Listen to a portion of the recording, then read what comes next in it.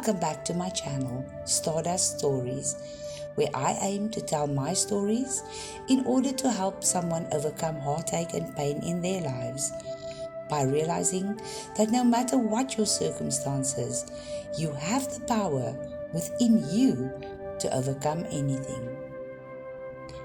I would like to begin this episode by sharing this quote with you from @Messages of Love. Each of us have advice that we can use to help others. What you know and what you've been through can be used to help someone else. Understand that your experience isn't an exception. Someone, somewhere, has gone through or is currently going through what you went through. Those who have walked the path before you will be able to light up the trail and walk through the darkness, if you allow them to. Just like you can shine a light in the darkness for those people who will walk the trail after you. Lead each other towards the light. These words helped me through so much when I felt lost and alone in this world. And it made me realize that my story is not unique. Many other people went through similar experiences. And the only difference between everybody is that our stories are unique to us.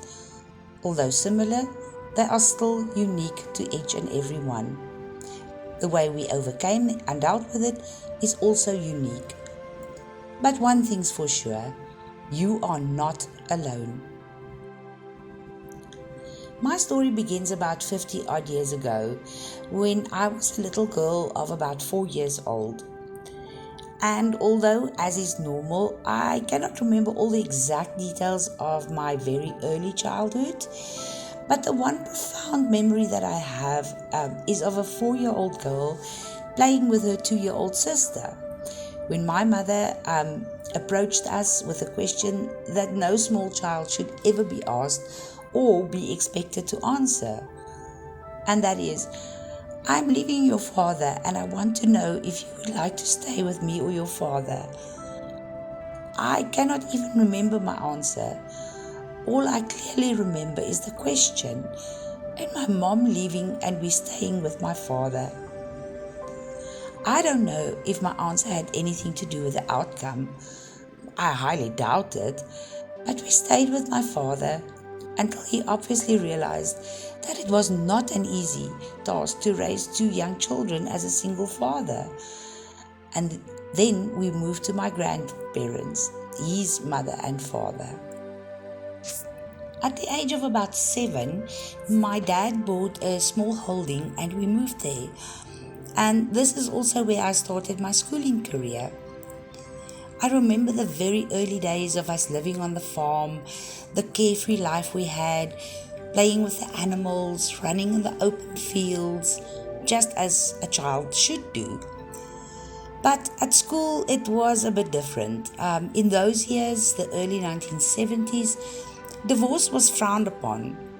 Maybe not everywhere, but in a small town like the one that I grew up, there were not many, if any, children in my primary school whose parents were divorced.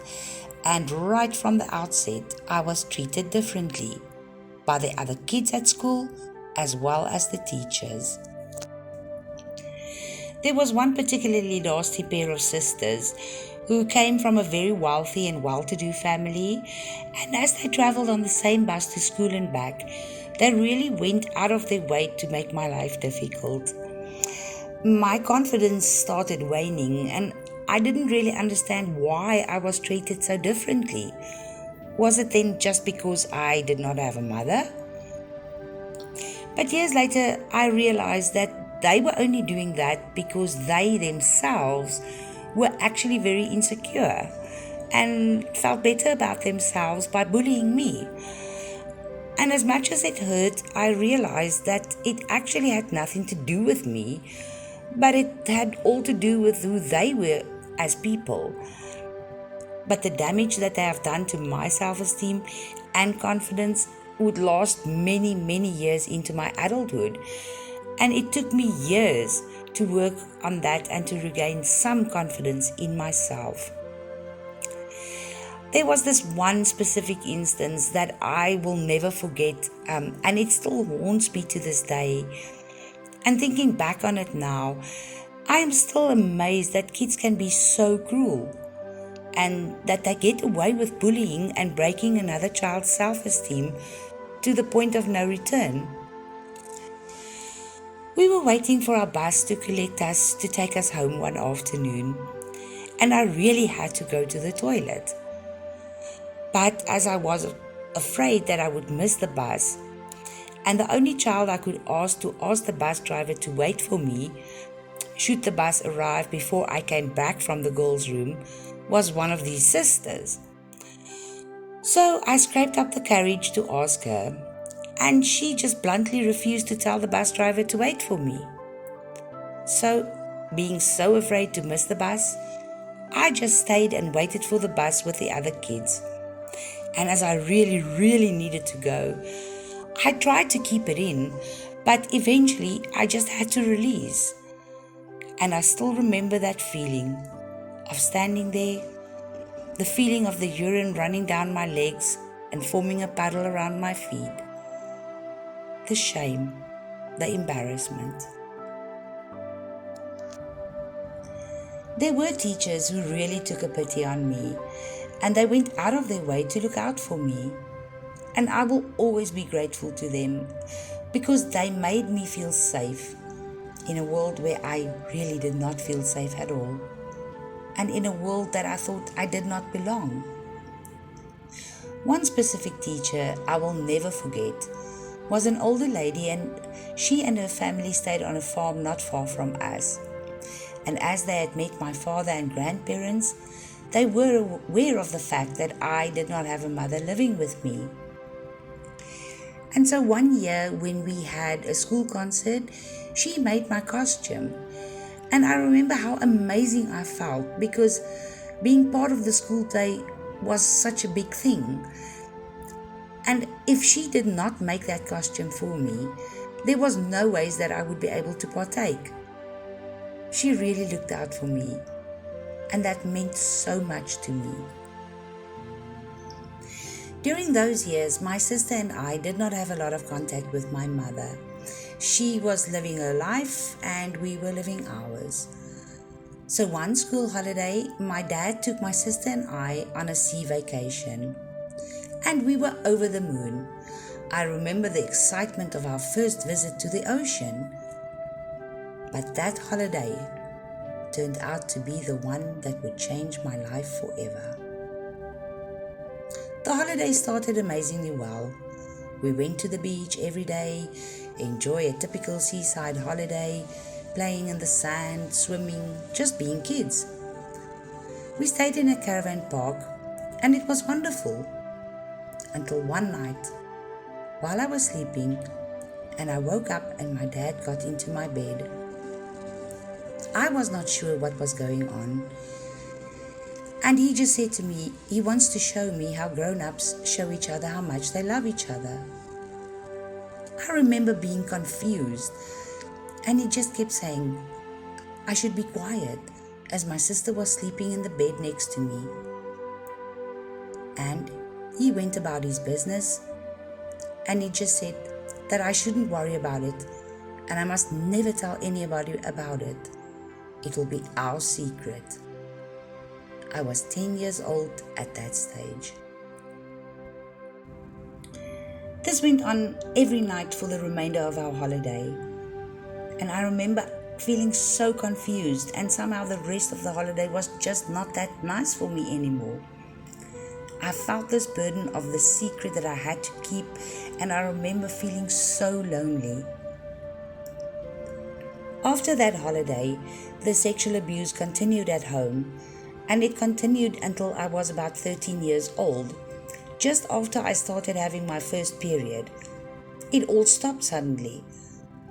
Thinking back on it now, I think he knew that I was not a little girl anymore, and there might have been a chance of me getting pregnant, but whatever his reasoning behind it, it stopped. There was, however, also 2 other incidents of sexual exploitation that had an impact on my childhood and my distrust of people for years to come. The first was a teacher at school who abused his authority as a grown-up over a helpless little girl who was so desperate for attention that she actually fell for the negative attention she received from him. And he doing it all just to soften her up so that he could force himself on her. But when he did try, I had the courage to walk away from it. Why? Thinking back on that incident, I did not realize it at the time, but my strength to persevere had already set in. I was able to stop it before it actually happened. As I already went through the sexual abuse with my father, I knew exactly what he was going to do to me. And I knew that I had the strength to stop it. I have never spoken about this incident to anybody since it happened so many years ago. Mostly I think because I was ashamed about it. I blamed myself for so many years for trusting him and getting myself into that situation. But now I realize that I was not to blame for his actions. He was an adult. I was a child. He should never have placed me in that situation. It was not my fault.